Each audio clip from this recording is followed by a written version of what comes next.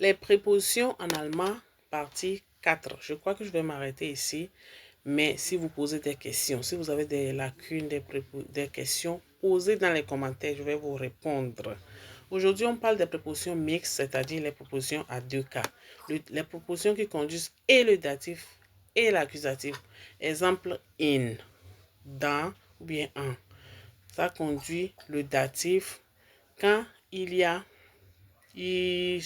a pas de mouvement, quand c'est sur place. Et ça conduit aussi l'accusatif quand il y a mouvement.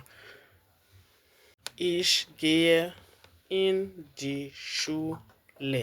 Ça veut dire que je vais dans l'école ou bien je vais à l'école si on veut dire en bon français. Mais si on veut traduire mot par mot, in, ça veut dire dans, je vais dans l'école. Mais il y a un mouvement, du coup je prends l'accusatif. Ich gehe in die Schule, die reste dit.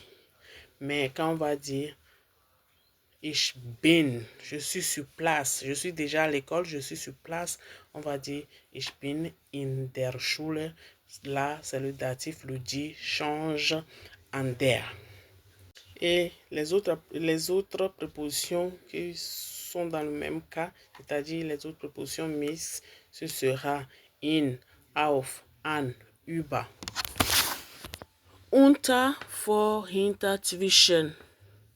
Voici quelques prépositions qui s'ajoutent à in pour la liste des prépositions mixtes qui conduisent et le datif quand il n'y a pas de mouvement et l'accusatif quand il y a un mouvement.